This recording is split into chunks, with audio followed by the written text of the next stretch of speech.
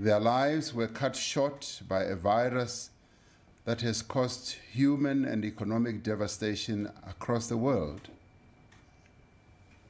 In recording and reporting on the daily lives of new infections, deaths, and recoveries, we can too easily lose sight of the fact that we are dealing with human lives. This coronavirus is taking a heavy toll not only on the health of our people, but also on our people's ability to earn a living, to feed themselves and their families, to learn and to develop, but also to enjoy many of the basic freedoms that we daily take for granted. This evening, let us keep in our thoughts and prayers all those who have been infected by the virus, all those who have lost loved ones, and all those who have endured and continue to endure, who continue to endure great hardships because of the pandemic. It is nearly 7 weeks since we implemented a nationwide lockdown. During this time, South Africans have demonstrated great courage, resilience, and responsibility. I once again thank you all for the sacrifices you have made thus far. I'd like to say, as I have said before, that despite its duration and its severity, the lockdown that we've imposed was absolutely necessary. Without the lockdown, the number of coronavirus infections would have soared uncontrollably. Our health facilities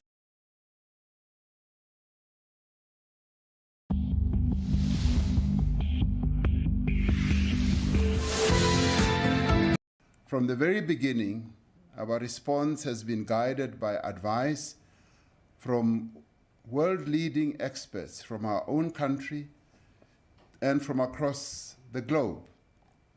We've also benefited from the guidance from the World Health Organization, the experiences that other nations have been through in dealing with this virus have also given us invaluable insights. There have been several projections about the possible path the disease would have taken without our swift and decisive action. As more data has become available, these predictions have been updated and refined.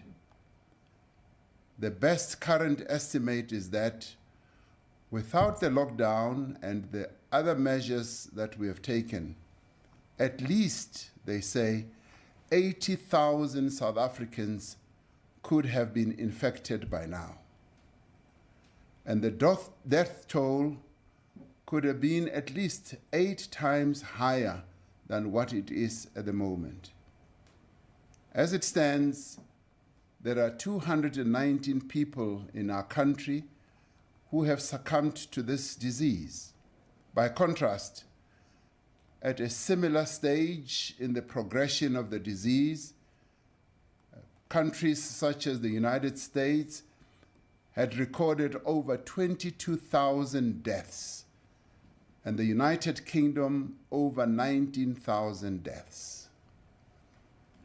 We should never forget that the purpose of the lockdown was to delay the spread of the virus and prevent a huge surge of infections.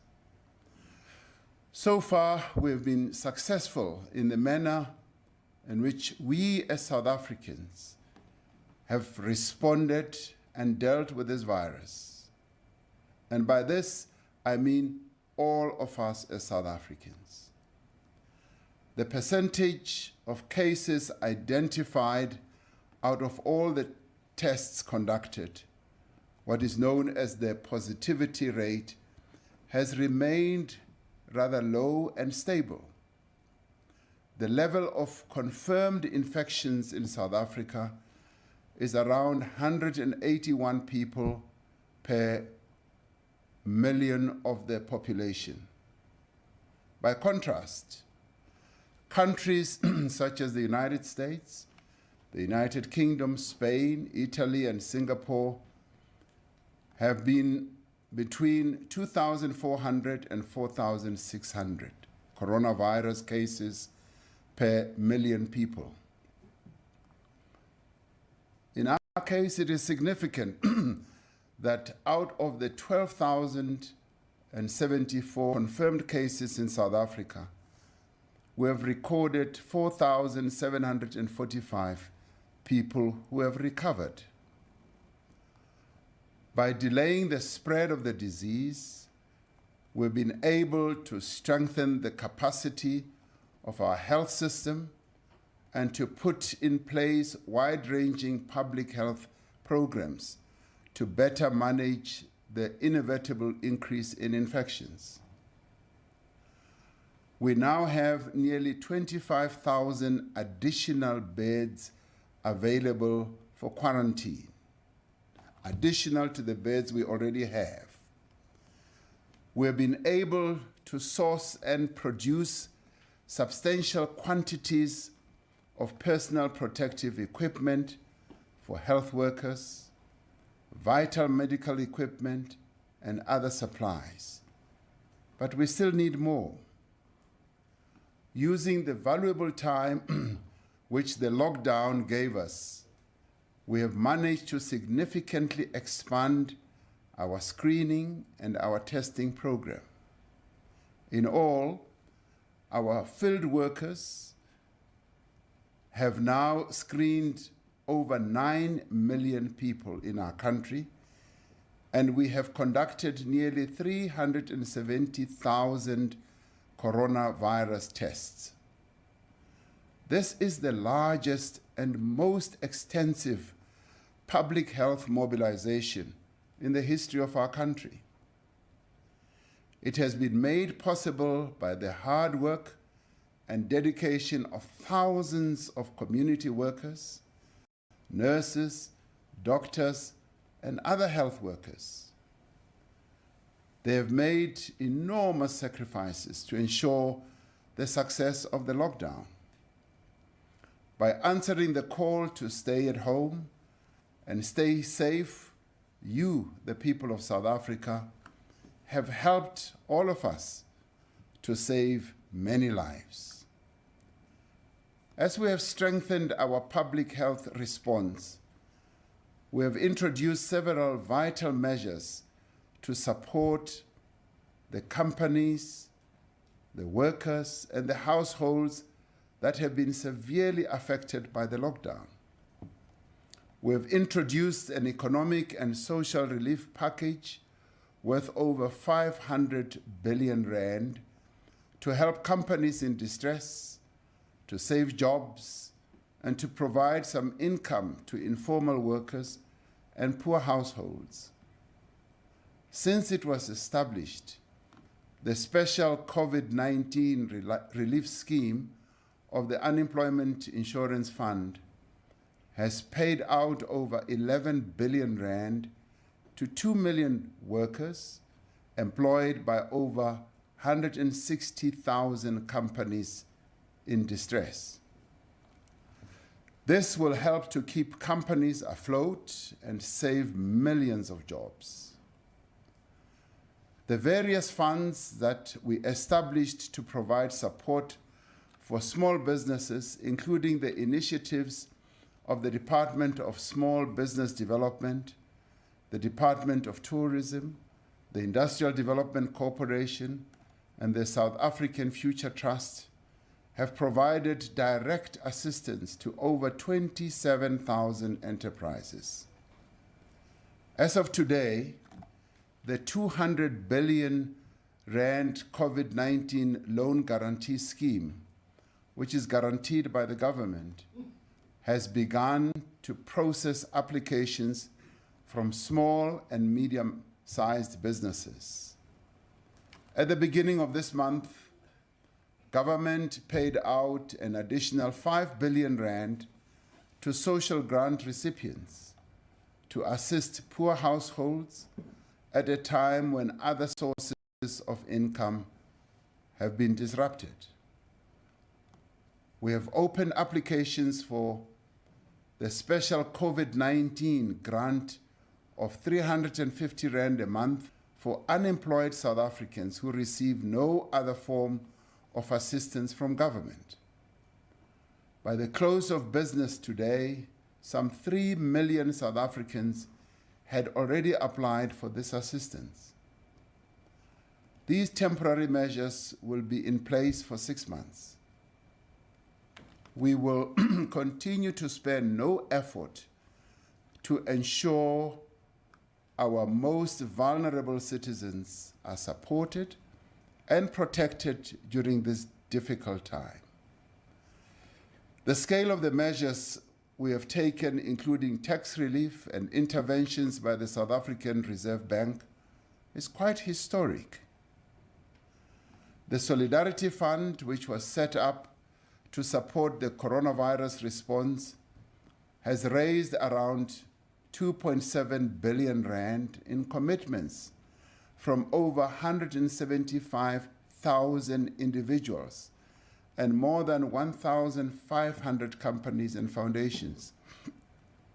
We are grateful to the many governments and organizations that continue to generously support our coronavirus response. In addition to those that I have previously recognized, I wish to express our appreciation to the government and the people of the United States for the donation of 1,000 ventilators.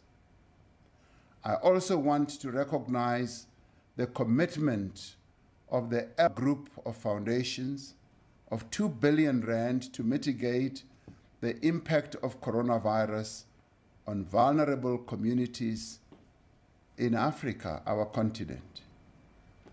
This includes an immediate contribution of 250 million rand to South Africa's Solidarity Fund. We are determined that our response matches the proportions of the crisis and helps to ensure that the foundations of our economy are protected. There have been very disturbing reports of increased levels of gender-based violence since the lockdown started. The scourge of gender-based violence continues to stalk our country as the men of our country have declared war on the women of South Africa. We have developed an emergency pathway for survivors to ensure that the victims of gender-based violence are assisted.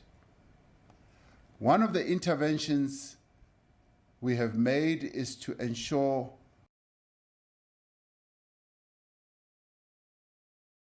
in a manner that a woman can leave her home to report abuse without the fear of a fine, intimidation, or further violence.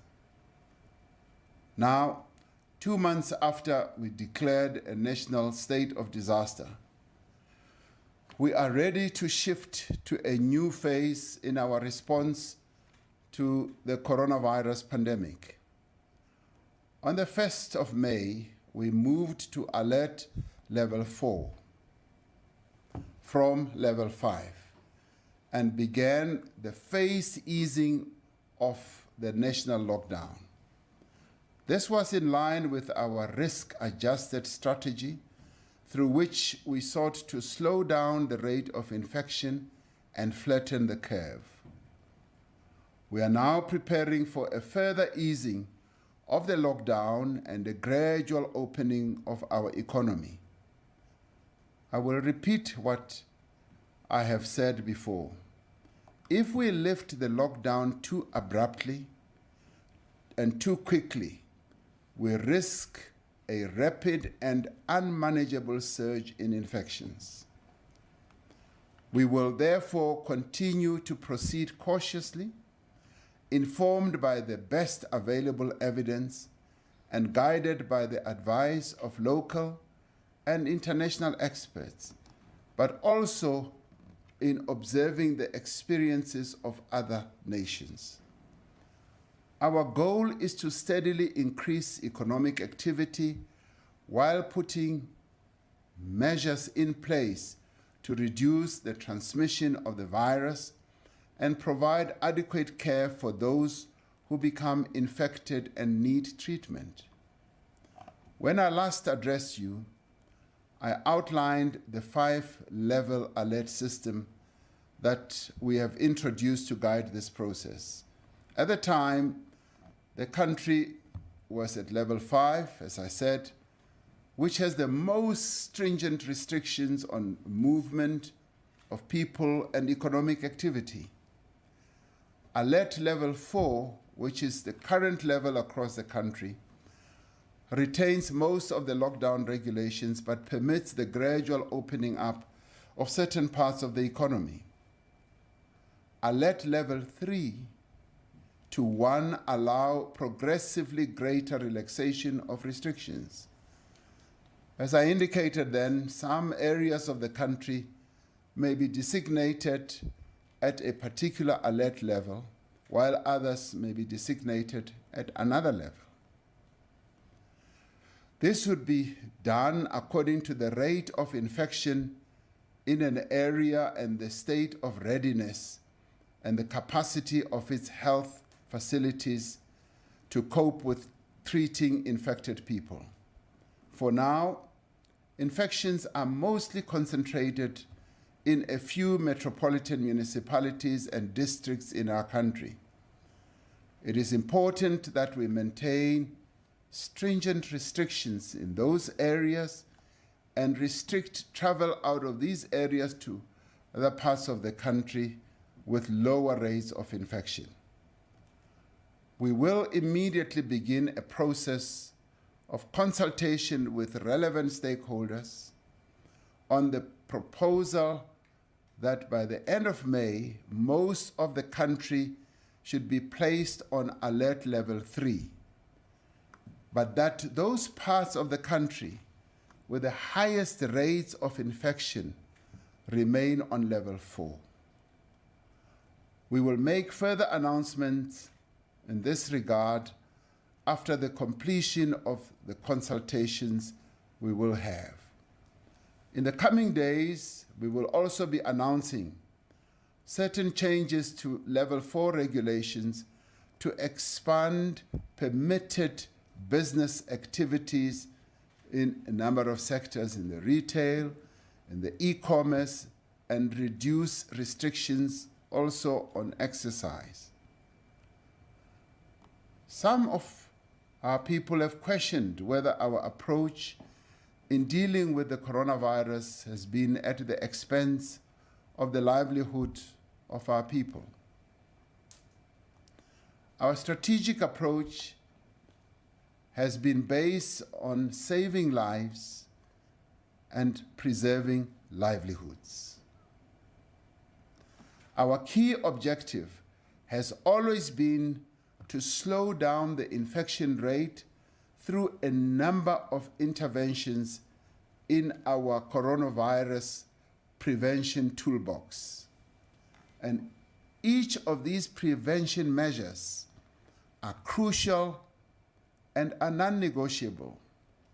They being, 1, a lockdown which is meant to achieve extreme social distancing, which we have been on. Second one is social distancing itself. The third, adopting hand hygiene practices by washing hands regularly with water and soap or sanitizer. A professor told me that this has been the tried and tested method for over 150 years. Fourth one is the cough etiquette, including coughing into your elbow, like I showed the last time, or a tissue.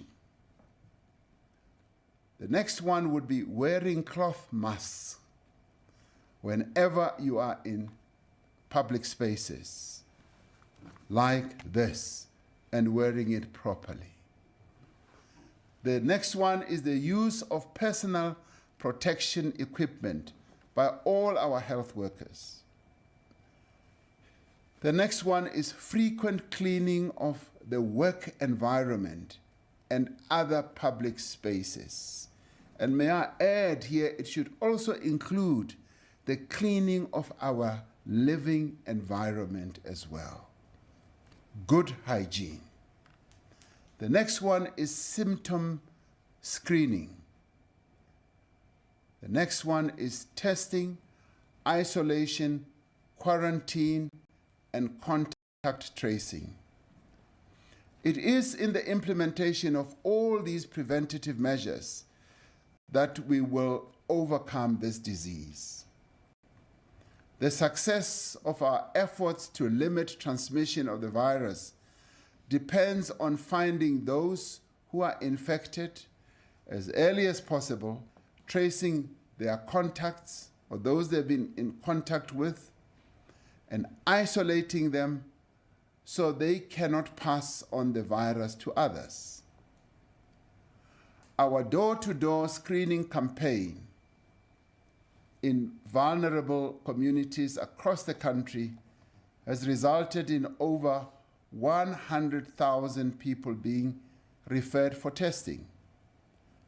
This gave us a good indication of the extent of the infection amongst our people, but we now need a screening and testing program that is targeted to areas where people are more likely to be infected.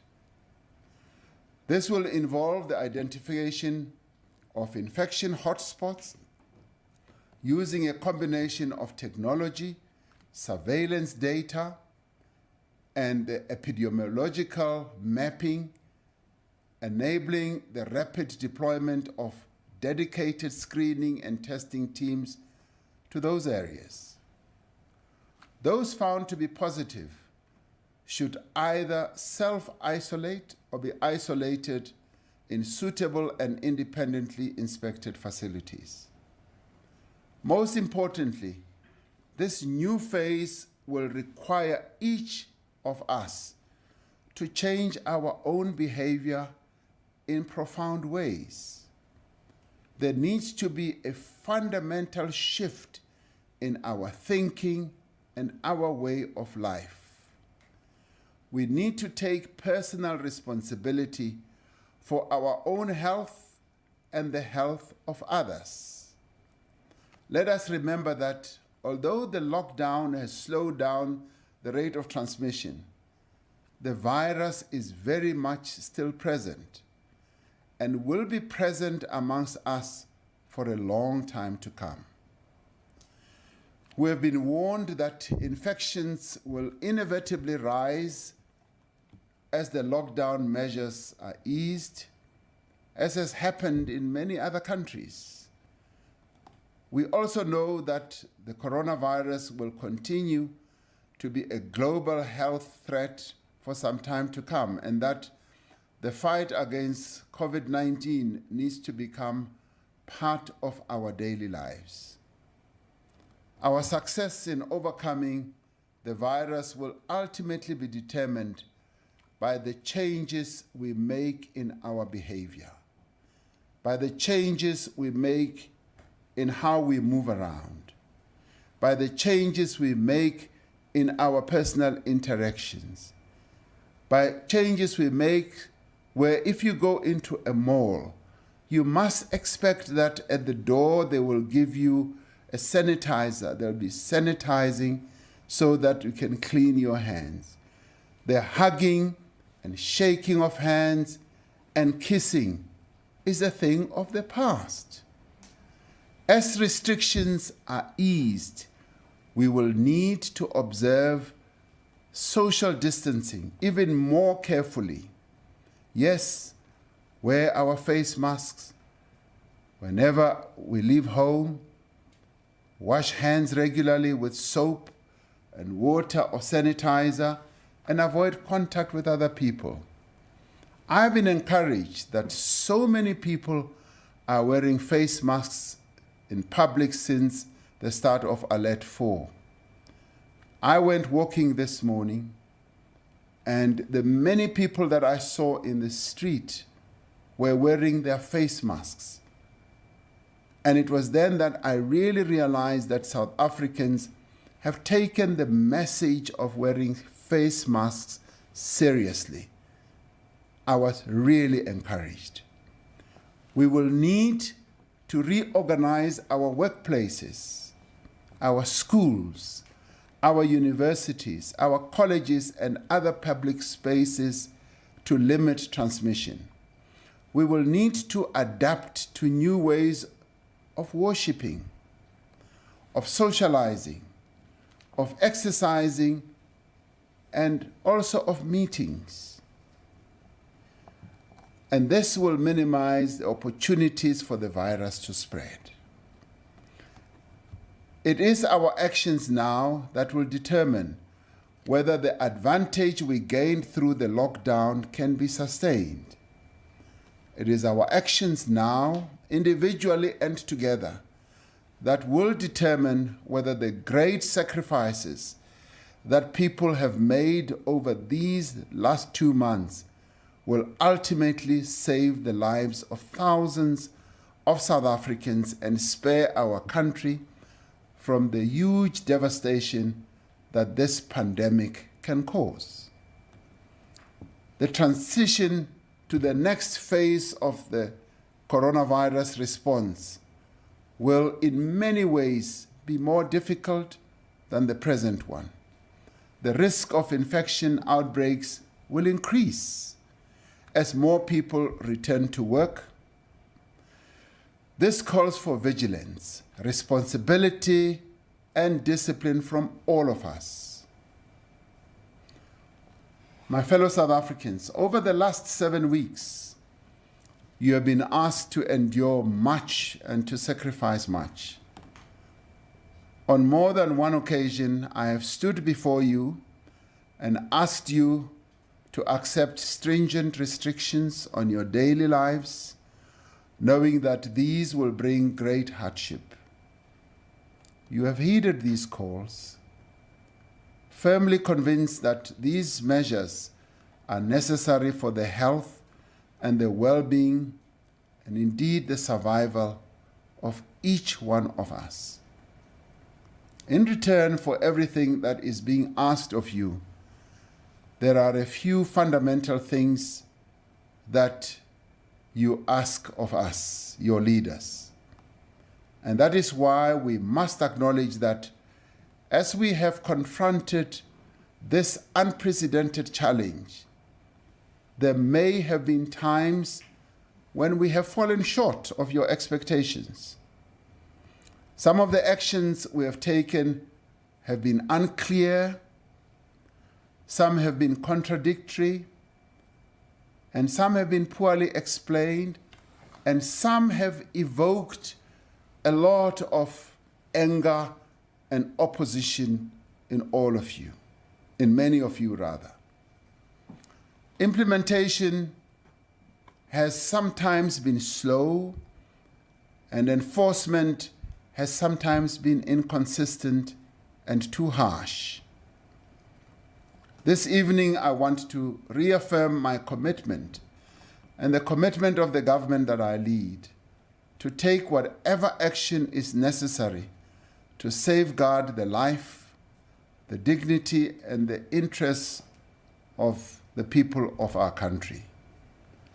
The last time I addressed you, I said that we will soon be embarking on the third phase of our economic response to the coronavirus crisis by outlining a clear strategy for economic recovery. Cabinet is seized with this issue and will be announcing the outcome of what we are discussing when we have completed our work. We are determined and committed to ensure that all government decisions are taken in good faith, that they are reasonable and rational and are based on empirical evidence, and that they do not cause much harm than good. Also, we're committed to be transparent, to take the nation into confidence, and to transparently be able to impart information to the people of this country. To continue to be forthright on the state of the pandemic. You want to know when things are bad, and you want to be told when they could get worse. We are committed to continue to engage and to consult with you. We are, after all, a consultative government. We are also committed to ensure that we continue to mobilize every resource at our disposal to support the most vulnerable, greatest support to those most in need. And we are also committed to make sure that the funds that are dedicated to our coronavirus response are not wasted and that they are not stolen. Above all, I pledge once again to ensure that your rights are respected and upheld, and especially those who have been entrusted with this responsibility. As your president, as government, we are firmly committed to meeting the expectations you rightly expect of us. Where we have disappointed, we will continue to make amends. Where we have made mistakes, and as I said, traversing uncharted territory. None of us has ever been through what we are going through now in the history of this country. We will make mistakes, but I can assure you, we will always seek to correct those mistakes. Our collective struggles over the past months have taught us much about ourselves and about each other. We have also learned a lot about this virus. Although there may have been differences and disagreements, there have also been amazing levels of kindness, of empathy, and compassion that has been demonstrated by many South Africans across the length and the breadth of our country. There has been courage and solidarity like we have never seen before. A very different South Africa and world awaits us. The greatest test will be our willingness to embrace change. We are now required to rise to meet this challenge. We need to stand as one family and one nation to build a new and stronger society and a stronger South Africa. The days before us will be difficult, but we will draw strength from what we have already achieved. And this challenge that we're seeing now has presented us with enormous difficulties, but we are making progress and we are achieving some good results. We should recall the words spoken by the father of our nation, Nelson Mandela, 20 years ago, when our country was being devastated by another pandemic. He said, in the face of the grave threat posed by HIV/AIDS, we have to rise above our differences and combine our efforts to save our people. He continued to say, history will judge us harshly if we fail to do so now. As I end, let me offer the words of another leader who had to confront another difficult challenge, which was the Second World War and the Depression, Franklin Delano Roosevelt. he delivered some words at a difficult time in the life of his own country. The state of this nation, he said, is good. The heart of this nation is sound. The spirit of this nation is strong. The faith of this nation is eternal. Close quotes. May God bless South Africa and protect her people. I thank you.